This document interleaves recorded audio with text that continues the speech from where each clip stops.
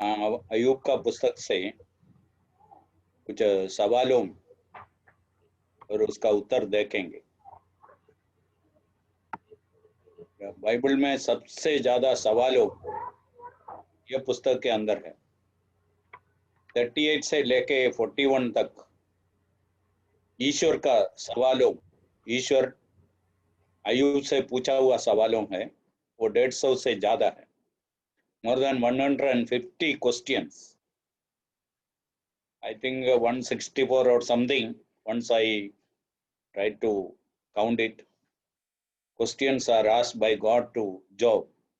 Job was unable to answer even a single question. एक भी सवाल का उत्तर अयूब दे नहीं पाया। ये पुस्तक इसका विभाजन मैं पहले आपके सामने रखना चाहता हूँ। How this book is divided. First two chapters we see Job in the hands of Satan. Then chapter 3 to 37, Job in the hands of men or people. Ayub मनुष्यों के हाथों में, पहले शैतान के हाथों में, पहला 2 अध्यायों में, और 3 से लेके 37 तक अयूब मनुष्यों के हाथों में है। 38 से 42 तक अयूब आखिरी में ईश्वर के हाथों में। Job in the hands of God. So that changed everything. One age-old question. लोग पूछते ही रहते हैं, वाई द राइचियस सफर, धर्मी लोग क्यों दुख भोगना है। ये सवाल का उत्तर एक कारण, कई कारणों से एक कारण इधर हमको मिलता है। वाई द राइचियस सफर, धर्मी जन क्यों दुख उठाना है। ये थोड़े दिन पहले हम लक्ष्मी के घर में गए, उन लोग भी ये सवाल पूछा, हमसे पूछा, ऐसा बहुत लोग मुझसे पूछा है, why the righteous suffer in this world, why we are not being protected from various sufferings of life। और उसका बहुत कारण है, 4-5 कारण मैं इधर नोट किया है, आपको मैं बोल के आगे बढ़ना चाहता हूँ। पहला कारण है, उद्धार पाए हुए लोग भी इस दुनिया में ही है, इस शरीर में ही है, इसलिए हमको दुख भोगना पड़ेगा। हमारा शरीर का उद्धार अभी तक नहीं हुआ। This body is not redeemed.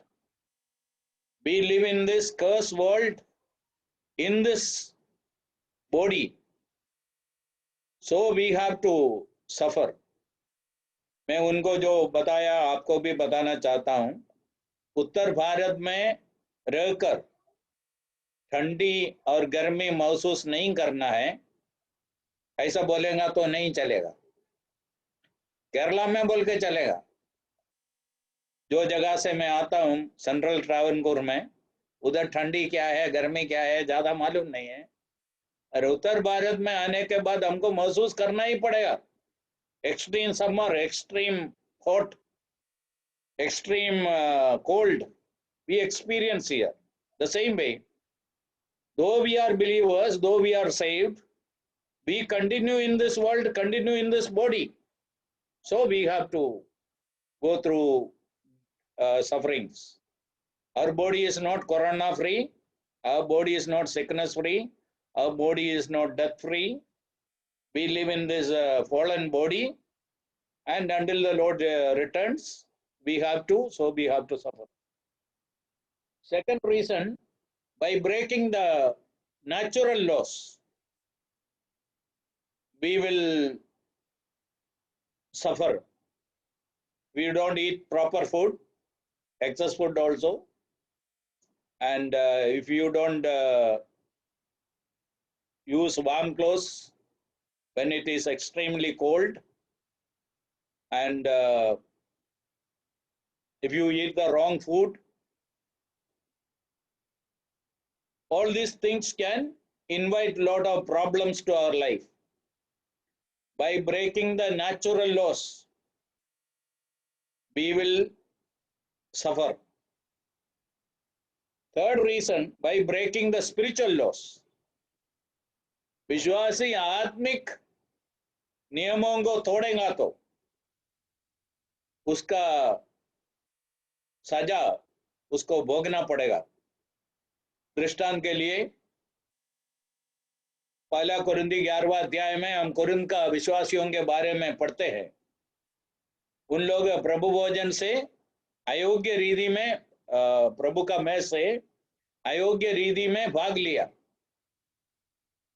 उसका 3 परिणाम हुआ.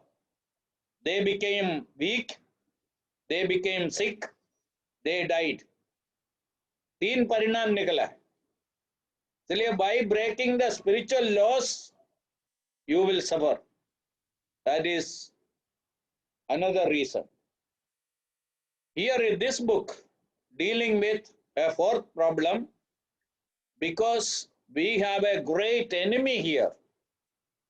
He is not happy to see you as a believer, as a child of God. Satan never wanted you to be saved. But today you got saved. When he sees you as a growing, useful, spiritual person, he will not sit quiet, he will disturb you. That is what happened in this book. So, Job's friends did not understand, though Job did not understand, his wife did not understand, why all these sufferings? And Job's friends started accusing him. There are sins in your life, hidden sins. You are not that much righteous, you are not that much holy, you are not that much saintly, you are not that much a godly person. That's why all these calamities, these problems came to their life. They didn't understand why Job was suffering. Probably one more reason for suffering is God disciplines his children. That is Hebrews chapter 12, verse 6. We read, God disciplines us. Sometimes through sickness, sometimes through some hard experiences of life, God disciplines his children. That is another reason for suffering, for our own betterment. God knows that unless and until we are allowed to go through certain difficulties of life, we will never learn what we are supposed to learn. So these are some of the reasons for the suffering of believers. So here in the book of Job, one of the reasons is dealt with, why the righteous suffer. धर्मी जन क्यों दुख उठाते हैं, उसका ये कारण है, हमारा एक शत्रु है, हमारा एक विरोधी है, हमें एक विश्वासी होके देखना नहीं चाहते हैं, और हमारा आत्मिक उन्नति, हम प्रभु के लिए उपयोगी होते हैं, उसको वो अच्छा नहीं लगता है, ये हमको समझने का. Okay. Now we are directly going to these questions in the book of Job. The first question is asked by God to Satan, verse 7. Rajesh भाई आपको पढ़ सकते हैं. यहोवा ने शैतान से पूछा, तू कहां से आता है? शैतान ने यहोवा को उत्तर दिया, पृथ्वी पर इधर उधर घूमते फिरते और डोलते डालते आया हूं. Okay. इधर से पहला बात हमको समझना है, ईश्वर बराबर ध्यान रखते हैं इस पृथ्वी में शैतान क्या कर रहा है, कहां घूम रहा है, और ये कहां घूम के आया, क्या प्लान बना के आया, क्या सोच समझ के आया, ये सब ईश्वर को मालूम है. इसलिए ईश्वर उसको पूछा, तुम कहां जाके आया?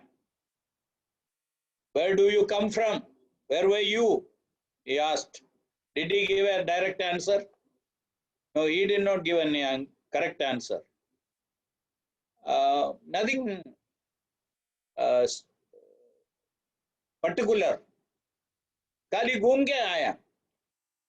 This is one of the tricks of Satan. He will never give a straightforward answer.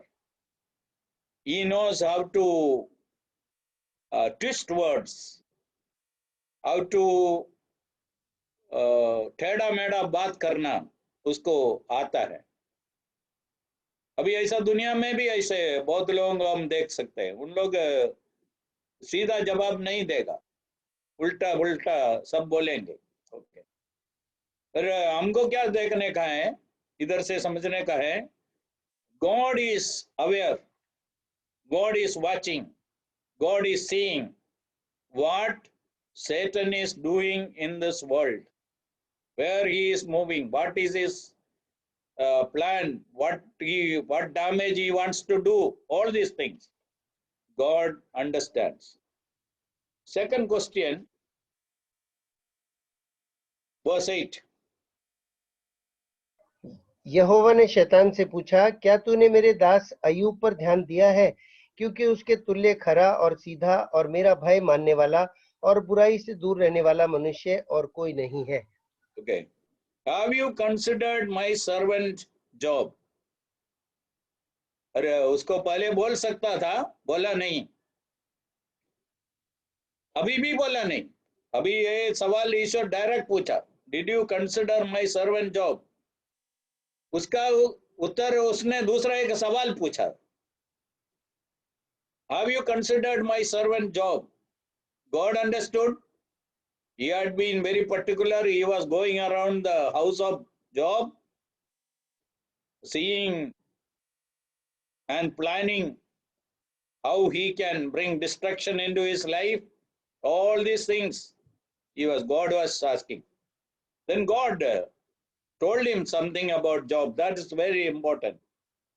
We read here, there is none like him on the earth. Then God said four things: blameless, upright, fears God, shuns evil. So this we see 3 times in this book. Verse 1, we read about Job, all these 4 qualities. Then chapter 2, verse 3 again. God said, then the Lord said to Satan, have you considered my servant Job? There is none like him on earth, blameless, upright man, one who fears God, shuns evil. What a man he was. We read afterwards, how rich he was. He had great possessions. He was one of the wealthiest men in the East.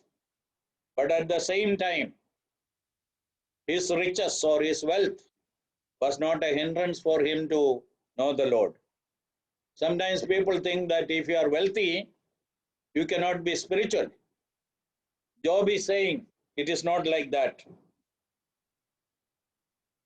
To have wealth is one thing, and to keep the distance, God desired distance from that wealth, is another thing.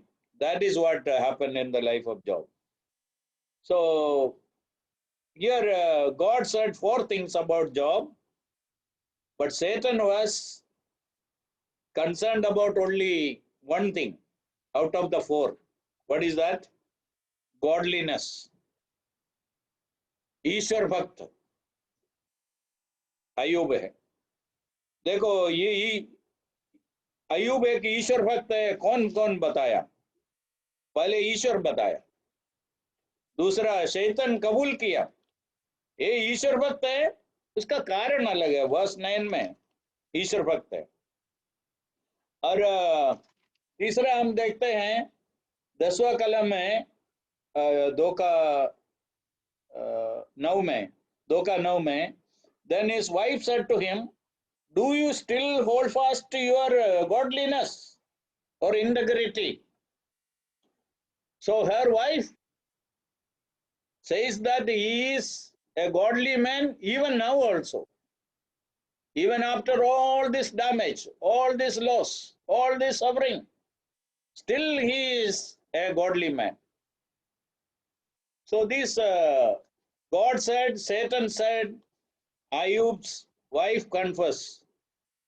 But you know, there is one internal proof, that is chapter 1 verse 21.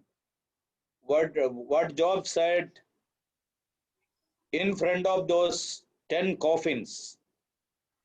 10 coffin के सामने अयूब खड़े होके क्या बोला? Verse 21 थोड़ा पढ़िए। मैं अपनी माँ के पेट से नंगा निकला और वहीं नंगा लौट जाऊंगा। यहोवा ने दिया और यहोवा ही ने लिया। यहोवा का नाम धन्य है। और इधर अयूब 10 कॉफिन्स के सामने खड़े होके ये बोला। और ये कॉफिन सब किसका है? उनका गांव वालों का। ऐसा है तो चलेगा। कभी कभी है ना, दूसरे के ये दफन विधि में बरियल के समय में कुछ पास्टर्स खड़े होके इतना चिल्ला के संदेश दे सकता है, बोल सकते हैं, वो सब आसानी बात है।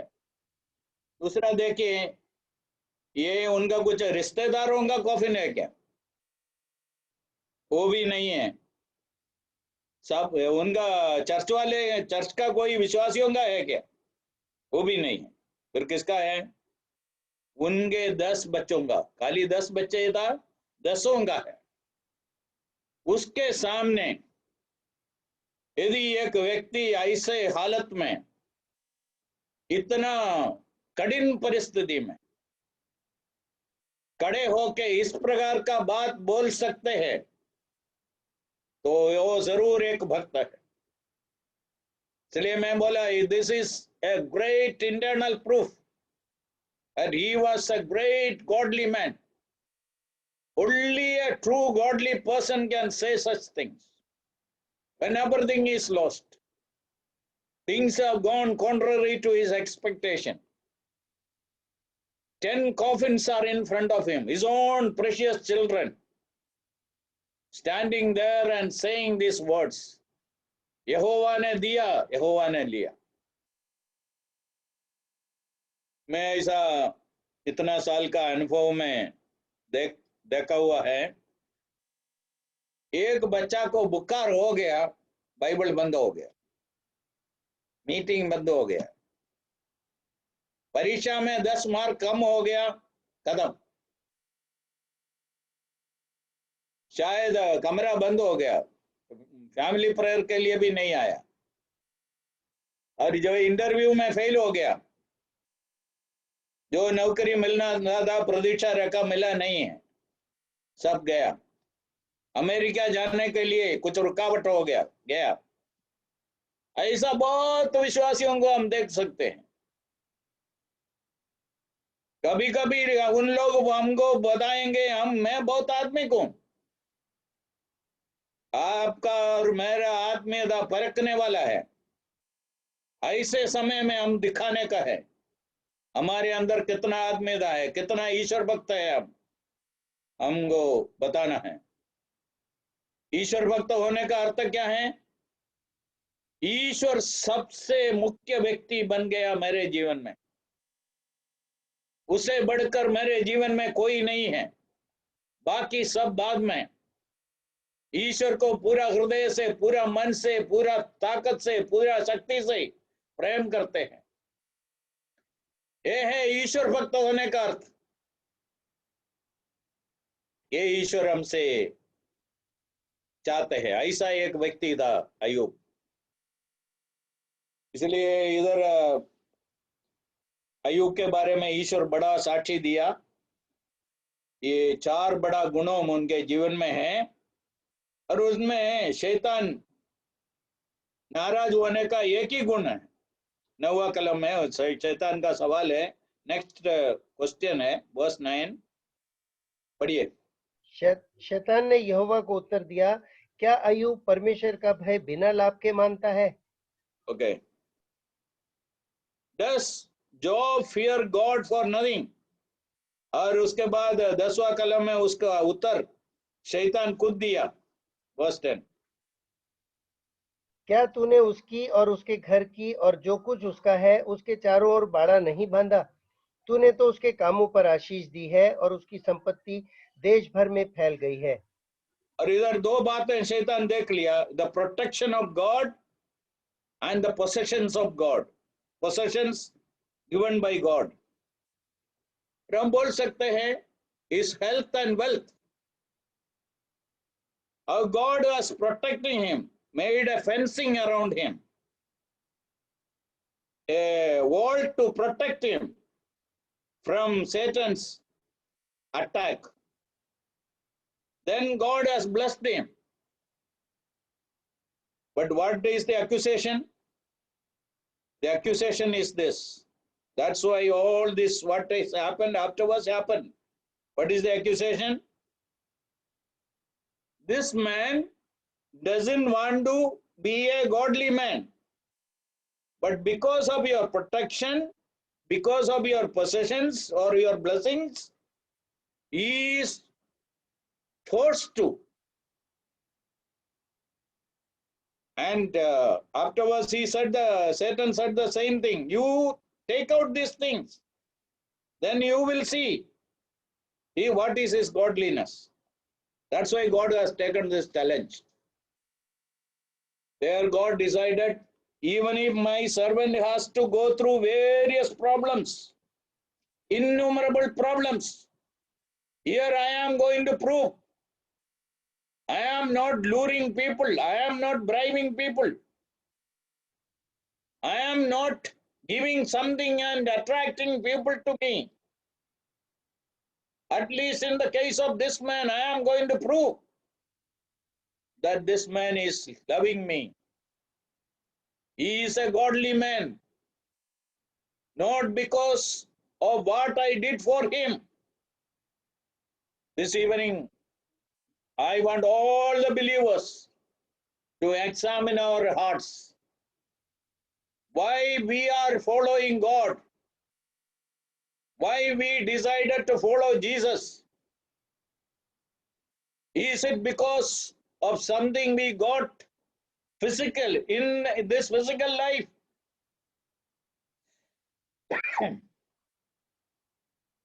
Sometimes when we talk to people, they will say like that. But let us examine our life. We are not following Jesus. We are not loving him. We are not his disciple because of anything physically we received. Yes, each of us, our life, there are many things God gave. What all we have, it is given by the Lord. We praise God for that. But that is not the primary reason of following Jesus. And we should be able to say, put our hands on our heart and say that I follow Jesus, not because of any physical blessings, any material things which I got in this world. I follow him, I love him, I am his disciples, I belong to him because I know who he is. He is my creator, he is my savior, he is my Lord. That's important. So here the accusation of Satan was, you are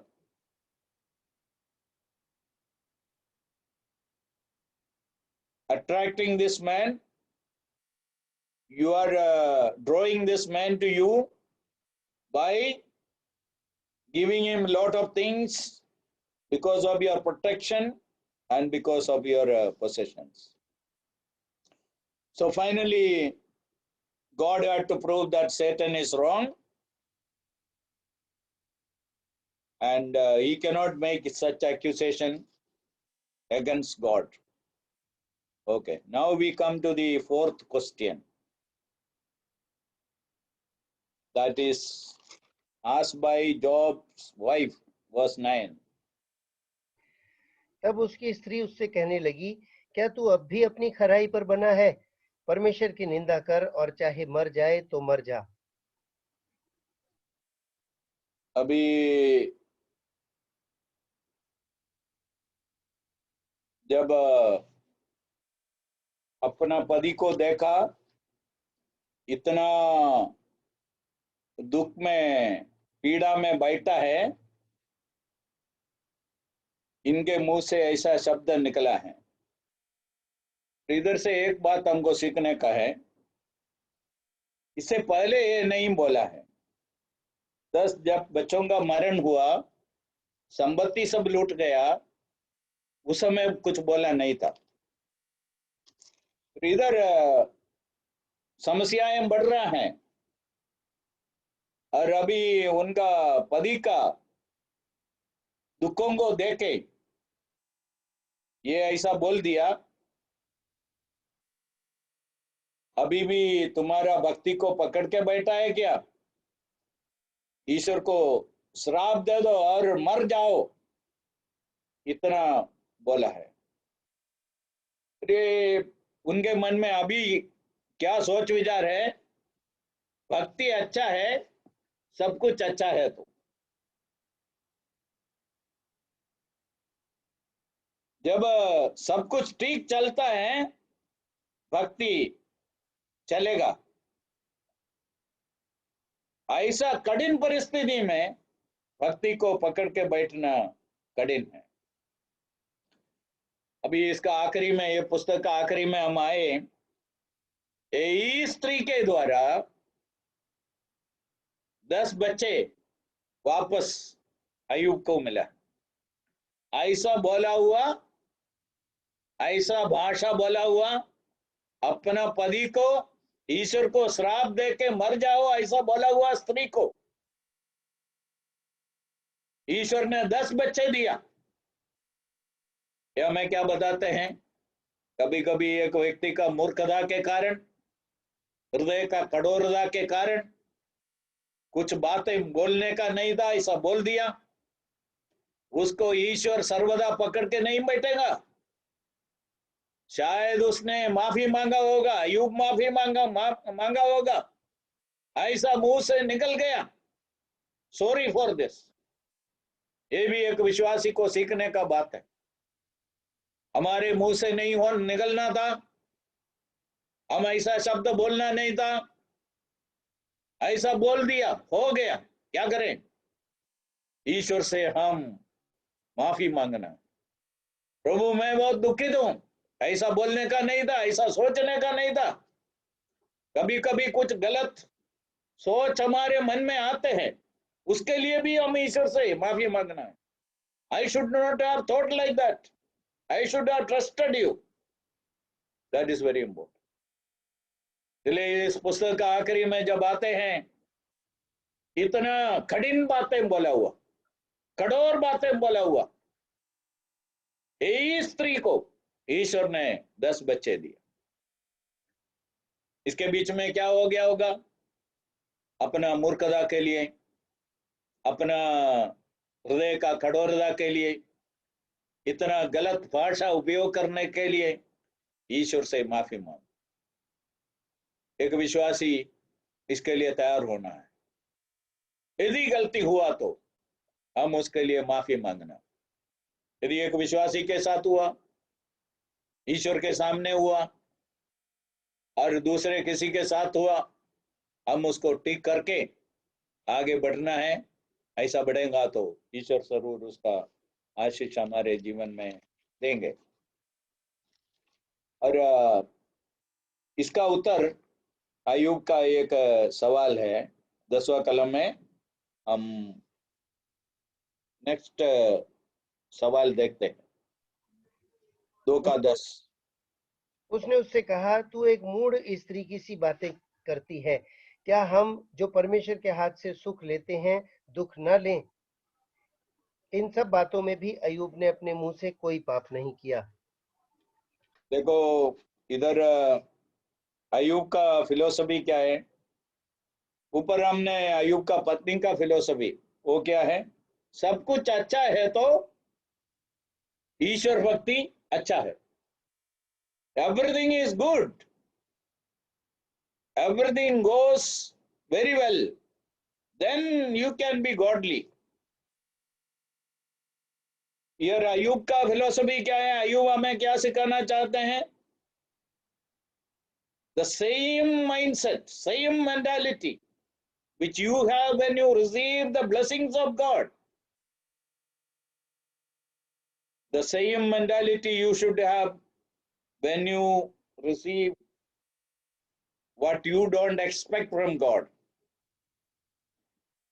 ईश्वर से अच्छे बातें स्वीकार करने के लिए जो मन है, उसी मन के साथ यदि ईश्वर कुछ दुख का बातें, कड़वा बातें हम लेना नहीं चाहते हैं, ऐसा बातें ईश्वर हमको दिया तो लेने के लिए हम तैयार होना है। वो है एक ईश्वर भक्त।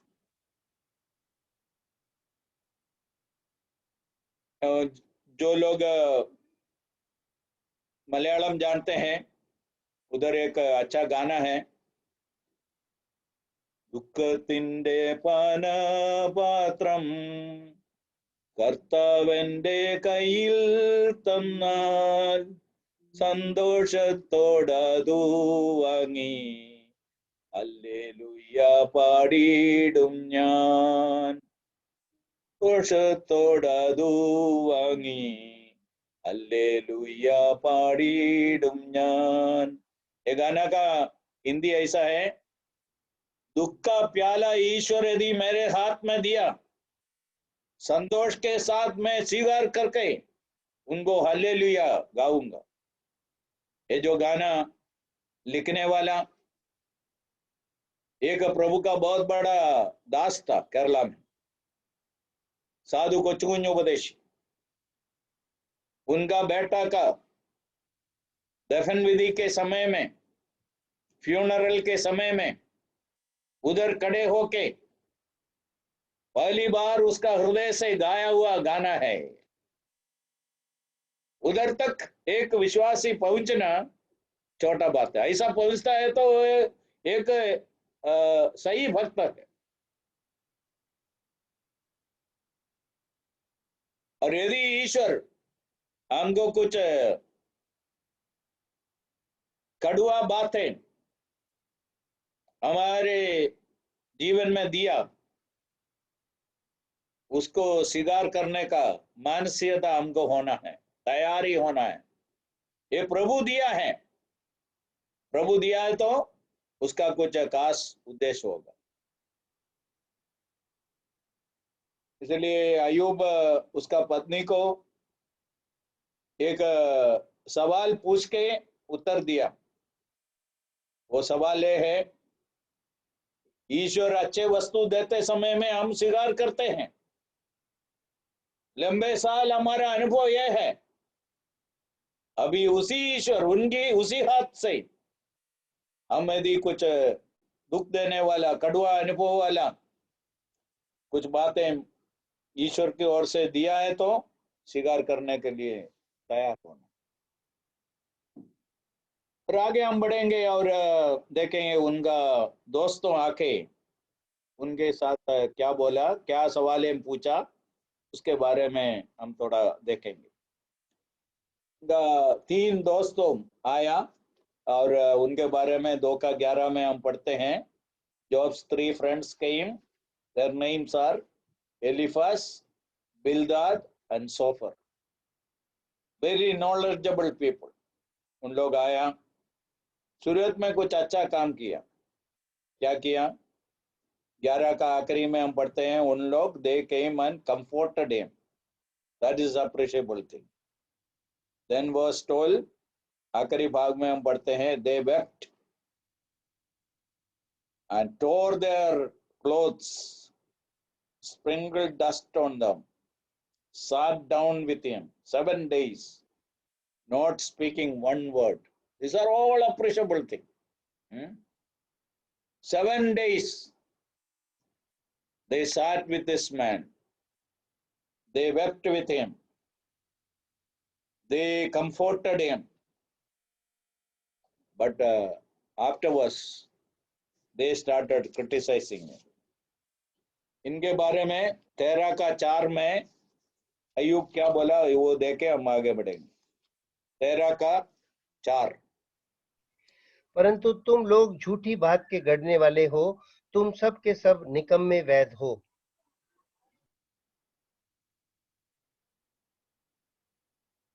But you forgers of lies, you are all worthless physicians. മലയാളത്തിൽ എന്താ? വ്യസനിപ്പിക്കുന്ന ആശ്വാസന്മാർ. 13:4. गुजराती में ऊंट वैद, हाँ, गुजराती में है ऊंट वैद। Okay okay. कुछ मालूम नहीं है, फिर भी लोगों को चिकित्सा देना चाहते हैं ऐसे लोग। इनका तकलीफ क्या हो गया, इनको कुछ समझ में नहीं आया, सच में क्या हो रहा है उनको कुछ मालूम नहीं हुआ, फिर भी उन लोग कुछ बोलना चाहता था। इधर हम सब बहुत संभालने का है। कभी कभी कुछ कठिन परिस्थिति होते हैं, कुछ घटना घटते हैं, लोग हमसे पूछे why it happen, what is the answer, why that happened in that home, why that accidental death happened, why that heart attack, what is the answer? I don't know. That is the best answer. And we do not know. Don't suddenly sit on the judgment seat and make statements. Please don't. I also did like that. Now I don't do. I am very careful. Now sometimes people ask me, why this happened, brother? I said the answer is I don't know. मुझको मालूम नहीं है। कभी कभी कुछ बातें ईश्वर ही जानते हैं, दूसरा कुछ कभी कभी कुछ बातें हैं हमको सामने देख सकते हैं, वो अलग बात है। इधर अयूब के साथ जोड़ के इन लोग क्या बोला, 4:7 में उन लोग क्या बोला अयूब को, क्या तुझे मालूम है कि कोई निर्दोष भी कभी नष्ट हुआ है, या कहीं सज्जन भी काट डाले गए? 8। मेरे देखने में तो जो पाप को जोतते हैं और दुख बोते हैं, वही उसको काटते हैं। ओके, इधर अयूब को बोला, ultimately what they wanted to say, if you are an innocent person you cannot suffer like this, so you are not that much innocent, there is some hidden sin in you, you did something wrong, so you are reaping what you have sown, तुमने कुछ दोष बोया है, कुछ गलती किया है, उसका परिणाम भोग रहा है। नहीं, ये तो ये हो नहीं सकता है। ये दुनिया का एक सोच है, दुनिया में लोग ऐसे सोचते हैं, अच्छा करेंगे तो सब कुछ अच्छा ही होगा, लोग जो अच्छे करते हैं उनके जीवन में सब कुछ अच्छा ही होते हैं, ऐसा दुनिया में सोचते हैं। ऐसा ही होने का कोई जरूरत नहीं है, ये हमको समझने का एक बात है। इसलिए इधर जो बोला हुआ बात है अयूब के साथ जोड़ के पूरा गलत था।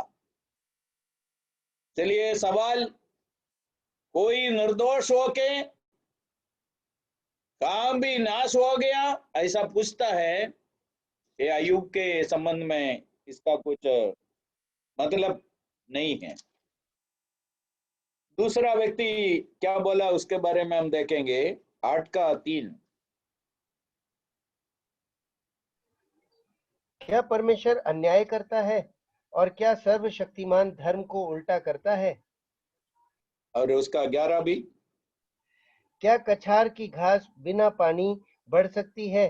क्या सरकंडा जल बिना बढ़ता है? ओके, उन लोग बोलते हैं ये पैपिरस गंदा पानी में बढ़ता है। चलिए, जहां कुछ पाप है, कुछ गंदगी है, उधर इस प्रकार का दुख और विपत्ति होते हैं, यह है उसका बोलने का अर्थ। ईश्वर न्यायी है। तीसरा कलम है, does God subvert judgement, does the almighty pervert justice. जिसको जिसने गुनाह किया उसको सजा देने वाला है। निर्दोष है तो उसको सजा नहीं करेंगे, सजा मिलेगा नहीं। उन लोग सोचा ये ईश्वर का सजा है, ये सजा नहीं था, उनको समझ में नहीं आया। इसलिए उन लोग दुनिया में लोगों का मन में जो विचार है उसको लेके उनके ऊपर आरोप किया, तुम्हारे जीवन में तुमने कुछ पाप किया, गलती किया, कुछ दोष किया, इसलिए ये विपत्तियां तुम्हारे जीवन में आए हैं। आगे हम बढ़ते हैं 11 का 3 और 3 से 5 तक। क्या तेरे बड़े बोल के कारण लोग चुप रहें? और जब तू ठट्ठा करता है तो क्या कोई तुझे लज्जित ना करे? तू तो यह कहता है, मेरा सिद्धांत शुद्ध है और मैं परमेश्वर की दृष्टि में पवित्र हूँ। परंतु भला हो कि परमेश्वर स्वयं बातें करे और तेरे विरुद्ध मुंह खोले। 14 बढ़िए। और जो कोई अनर्थ काम तुझसे होता हो उसे दूर कर और अपने डेरों में कोई कुटिलता न रहने दे। ओके, इधर ये सोफर इधर बात करते हैं, उनका भी भाषा ऐसा ही है। कुछ ना कुछ गलती हुआ है, कुछ ना कुछ पाप हुआ है, कुछ अधर्म का बात हुआ है, इसलिए ये सब हो रहा है। नहीं है तो धर्मी का तंबू सुरक्षित रहना है। ये सब यदि तुम्हारे घर में हुआ, मतलब तुम जैसा सोचते हैं उतना, जैसा बोलते हैं उतना आत्मिक नहीं है। तीसरा कलम में ऐसा लिखा है, should your empty talk make men hold their peace. तुम्हारा खाली बोल हमको चुप रहने को देगा क्या? तुम ज्यादा धर्मी मत दिखाओ, ये बता रहा। इस आदमी को भी कुछ समझ में नहीं आया, अय्यूब का इतना संकट समस्या का कारण क्या है। अभी 14 अध्याय में अय्यूब पूछा हुआ 2-3 सवाल हम पढ़ के पूरा करेंगे। और बहुत इंपॉर्टेंट 2-3 सवाल अय्यूब इधर पूछा है। उसका 14 का 14, यदि मनुष्य मर जाए तो क्या वह फिर जीवित होगा? ओके चलेगा। मनुष्य मरेगा तो if a man dies shall he live again. This a question which अय्यूब asked, what will happen to man after his death?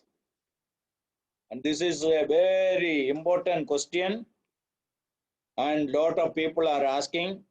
The answer is in the Bible, in the New Testament, very clearly. It is appointed unto man once to die, then the judgment. God is able to bring back people again. Okay, that question we know. I just want to read the other 2 questions and close this. 14 का 10, परंतु मनुष्य मर जाता और पड़ा रहता है, जब उसका प्राण छूट गया तब वह कहाँ रहा? ओके, मनुष्य अपना प्राण को छोड़ा है तो वह कहाँ है? ये भी एक बड़ा सवाल है। लोग आज भी हमसे भी पूछते हैं, हमको भी जानना है, शरीर छोड़ के चला गया तो कहाँ हम जाते हैं? लूका का सुवार्ता 16 अध्याय, थोड़े दिन पहले लेस्ली के द्वारा हम कुछ बातें सुना था। उधर ये बात के बारे में यीशु मसीह ने कुछ स्पष्टीकरण किया है। मरने के बाद विश्वासी कहाँ है, अविश्वासी कहाँ है, और पत्रियों में जब आएंगे और क्लियर हो गया। एक विश्वासी इस शरीर को छोड़ेगा तो शरीर छोड़ के प्रभु के पास चले जाते। विश्वासी है तो ये सबके लिए नहीं है, ये सब क्रिश्चियन के लिए नहीं है। जिसने अपना पाप का क्षमा पाया है, प्रभु का बन गया है, उनके लिए ये सत्य है। तीसरा एक सवाल इधर है 14 का 3। फिर क्या तू ऐसे पर दृष्टि लगाता है? क्या तू मुझे अपने साथ कचहरी में घसीटता है? 4 भी पढ़िए। अशुद्ध वस्तु से शुद्ध वस्तु को कौन निकाल सकता है? कोई नहीं। ओके, अशुद्ध वस्तु से शुद्ध वस्तु कौन निकाल सकते हैं? मनुष्य से नहीं हो सकता है, ईश्वर कर सकते हैं। पापी को ईश्वर पवित्र बना सकता है। आदम का परिवार में जन्म होने के कारण हम सब पापी हो गया, हम सब अशुद्ध हो गया। ऐसे अशुद्ध बन गया हुआ लोगों को यीशु मसीह अपना खून से शुद्ध करके शुद्ध बनाता है। इसलिए इधर अय्यूब का 3 मुख्य सवाल इस अध्याय के अंदर है, वो भी हमको सोचने का सवालों है। बाकी आपको जितना सवालें हैं 38 से लेके 41 तक, जैसा मैं बोला 150 से अधिक सवालें ईश्वर अय्यूब से पूछा है। ये सवालें सब क्या बताता है? और ईश्वर इस पृथ्वी में कितना ध्यान रखते हैं अपने दासों के ऊपर, अपने लोगों के ऊपर, उनका सुरक्षा के लिए, उनका जीवन का धन्यता के लिए ईश्वर क्या क्या करते हैं। हमारा स्वर्गीय पिता हमारे लिए क्या क्या अरेंजमेंट करते हैं, कितना ध्यान रखते हैं। उसी समय हमारा एक बड़ा शत्रु इधर है। हमें एक विश्वासी होके वो देखना नहीं चाहते हैं। यदि हम हमारा जीवन में वृद्धि पाते हैं, उन्नति पाते हैं, आगे बढ़ते हैं, आदमी होके जीना चाहते हैं और प्रभु के लिए उपयोगी बन जाते हैं, तो वो हमारे खिलाफ में होगा। क्या हमें समझना है। तीसरा एक बात हम सब पकड़ने का है, समझने का है, जीवन में अच्छा समय भी आएगा, बुरा समय भी आएगा। शायद क्यों ये बुरे बातें आया जल्दी हमको मालूम भी नहीं पड़ेगा। उस समय हमारे अंदर कितना भक्ति है, कितना विश्वास है, और प्रभु को हम जीवन में क्या स्थान मान देते हैं, बाकी सब व्यक्तियों से, साथ सब वस्तुओं से प्रभु हमारे लिए महान है, बड़ा है, वो देखने का, दिखाने का समय है। प्रभु इन वचनों के द्वारा हमारे साथ बात करें, आगे भी हमारा अगुवाई करे, मदद करे। प्रभु का नाम का महिमा।